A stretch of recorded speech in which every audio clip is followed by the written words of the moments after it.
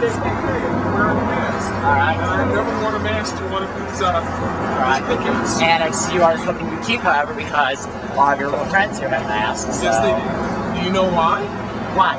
Because the Church of Scientology has this fair game policy, which L. Ron Hubbard wrote himself, and then said, oh, this policy is bad PR, and it exists no longer in name only.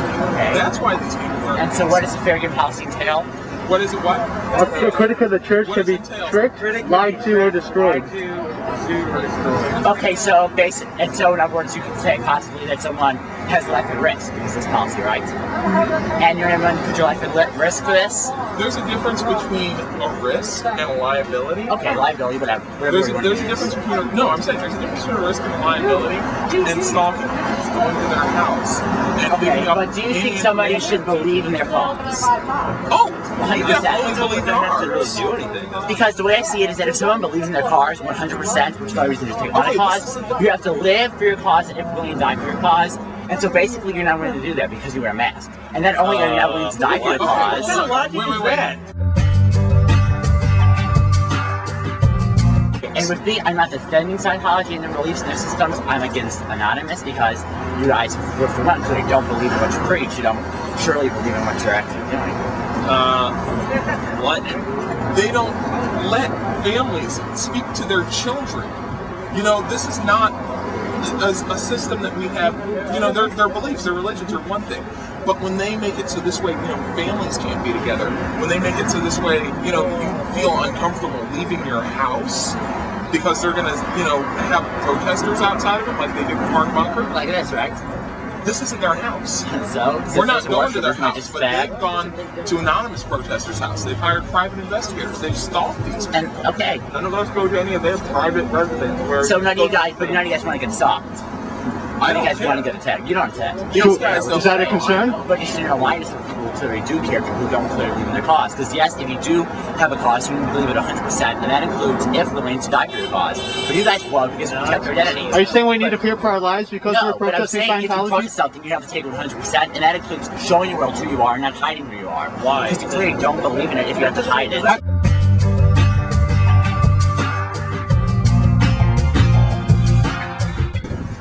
It's not anything to do with not being 100% dedicated. It has to do with protecting ourselves, so this way we don't get caught up, or they don't get caught up in a situation that they can't get out of. Because this church, me not wanting them to call my job and make up lies about me or flyer my neighborhood doesn't mean I'm not dedicated to what I'm doing. I mean, if we were dedicated, we wouldn't be here like every month doing this. We're not making money off of this.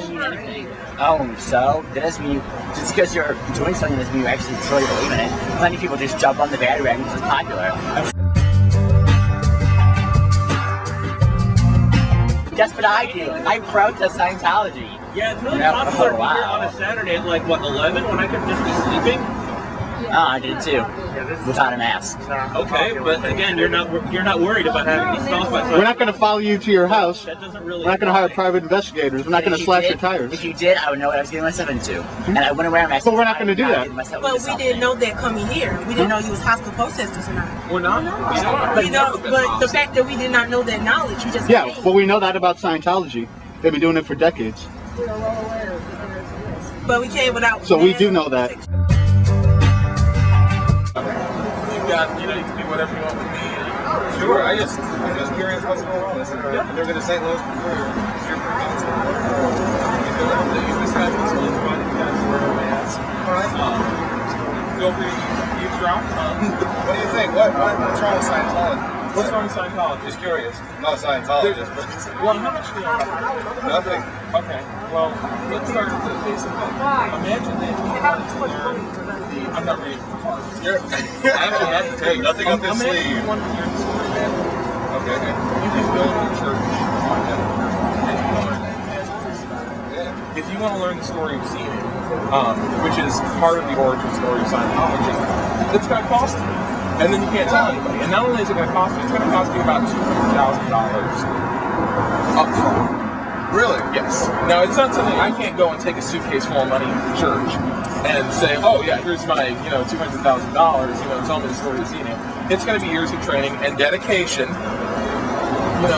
and brainwashing. You really dedicated to something. What would you say is more important in a religious cause? Would you say the creation stories, or would you say the actual fundamental beliefs? I mean, if somebody wants to be a Christian, what's important isn't what the Bible is. I would It's say- the the Bible, but it's actually what it preaches and teaches, the messages. I would say- and any religion, the message is important. I would say every single word and every single message in the Bible is important if I believed in it. I would say everything that L. Ron Hubbard would believe in it. But the thing is, that knowledge is free when you look at the Bible. It's not when you look at Scientology. It's not copyrighted.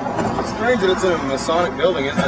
Well, you are not the first person to bring that up. When you Double creepy. When you think about creepy cults, it's kind of just goes hand in hand. Not anyone knows how to cut stone there, I bet. Well, they know how to cut cash from their members. They're Okay, do you know that Scientology, in fact, donated every single one of their books, the teachings fundamentals of Scientology, to every library in the country? Really? Wow, that's good, especially since they use their books as the major recruitment tool. That they have. Yeah, like any other I have a religion. question. You read Where's the books to find out Scientology- about religions. Where's Wow. the Scientology soup kitchen? Where's the Scientology homeless shelter? It's funny because if a religion is just starting up, they're not going to have all the funds to do that. You compare in Scientology to all these other religions, which had so much more time to develop, so much time to actually get members.